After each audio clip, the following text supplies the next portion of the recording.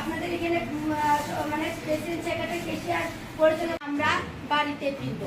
বা আমরা একতা হয়ে এই আদায়টা আমরা যেভাবে আমরা সরকারকে চ্যালেঞ্জ দিচ্ছি, আমরা যেভাবে হোক আমাদের তিনি ফাইমা কারণ ও হিউম্যান হেল্প হুমো তিনি যে আইসিডিএস সারা ত্রিপুরা রাজ্যনি অঙ্গনাদি ওয়ার্কার এবং হেল্পার্স তরফ হইতে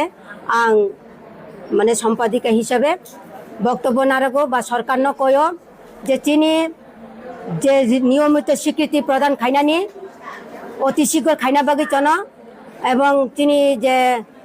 সমকাজে সমবেতন দিনে নাংনাই তারপরে তিনি যে গ্র্যাচুইটি প্রদান খাইবানি আবানো অতি শীঘ্র চন না নাংনাই এরপরে যে সারা ত্রিপুরা রাজ্য অঙ্গনারী ওয়ার্কার হেল্পার্স 22,000 দङ যদি সরকার চিনি অগ দাবি মানি হাঙ্কাই जों आगामी जुलाइनि बिसिङावनो जों बड़ा बृहत्तर आन्दोलन कायसा थानाय এবং आरो थैथां जों आरो तंनाय सरकार जेसेबां फाइ लिखित रियासा जों नंनो नियमित स्वीकृति खायका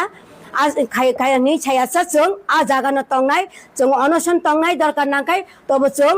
चिनि दाबिनो पूरण खालाय थानाय आदि বেতন ঠিক করে পাচ্ছে না তো এবং যে বিগত 2 মাস ধরে जों অঙ্গনাদি ওয়ার্কার হেল্পার সঠিকভাবে বেতন মায়া हेल्पार मांगखाय अर्धेक वार्कार माया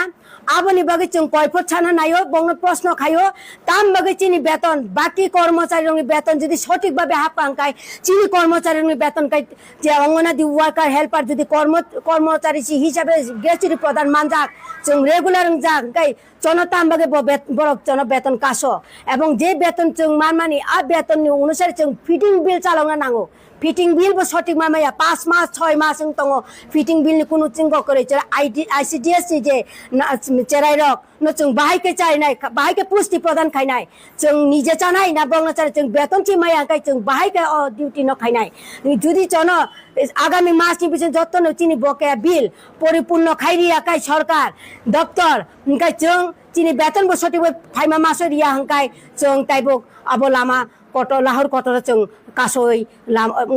सरकार चैलेंज खायो चिनी मानथाइन जन सठिक भावे रिदि जों काम समकासी सम काम खाइ जों जतन दिन रात 24 काम खाइ जों ओ कामनि परिप्रेक्षित जन रां मारिनाय चिनी सठिक बेतन मारिनाय एवं जन रेगुलार बो माखाइनाय आबन आं सरकार न कयो इयाकाय आगामी दिन जों जे लाहौर कटर अंखनाय आपर तैमा तै कर तै फाइ जों अंखनाय আমাদের ত্রিপুরা অঙ্গনারী কর্মী সহায়িক ঐক্য সমিতির সম্পাদিকা কল্পনা কলই আজকে বললেন কি কারণে তারা আবারও এখানে মিলিত হয়েছেন এবং যেটা সবচেয়ে অবাক করার মতো বিষয় আমরা অনেকেই জানি না যে রাজ্যের অঙ্গনারী কর্মী সহায়িকারা তারা গত 2 মাস ধরে তাদের ভাতা পাচ্ছেন না 2 মাস ধরে ভাতা তাদের মিলছে না কেন ভাতা পাচ্ছেন না কোনো কারণ জানি না গত কদিন পূর্বে দপ্তর অধিকর্তার কাছে ডেপুটেশন দেওয়া হয়েছিল তখন নাকি দপ্তর অধিকর্তা বলেছিল এটা নতুন টেকনোলজিক্যাল কারণে এটা হচ্ছে নতুন অ্যাপসটা তৈরি হয়েছে সেই নতুন অ্যাপ চালু করতে সময় লাগে কিন্তু আমাদের প্রশ্ন বেতন ভাতা ছাড়া এই 10,000 20,000 অঙ্গনারী কর্মী সহায়িকা কীভাবে চলবেন কী করে তারা নিজেদের সংসার প্রতিপালন করবেন কীভাবে তারা অঙ্গনারী সেন্টারে আসবেন কীভাবে তারা অঙ্গনারী কেন্দ্রগুলোতে দায়িত্ব পালন করবেন সরকারের তো এটা খেয়াল করা উচিত এটা তো সরকারের দায়িত্বের মধ্যে পড়ে নিয়মিত ভাতাটা দেওয়া তারা তাদের যা সামান্য ভাতা পান সেটাও 2 মাস ধরে বকেয়া এ তো ভয়ঙ্কর কথা আর এই কারণেই তারা আজকে এখানে মিলিত হয়েছেন বকেয়া বেতন ভাতা আদায়ের প্রশ্নে সবার দৃষ্টি আকর্ষণ করা এবং সরকারের নজরে বিষয়টা নেওয়া আমরা দাবি করছি অবিলম্বে আর কোনো কাল বিলম্ব না করে যুদ্ধকালীন তৎপরতায় তাদের বিগত 2 মাসের বকেয়া ভাতা এক্ষুনি মিটিয়ে দিতে হবে এটা হচ্ছে প্রাথমিক দাবি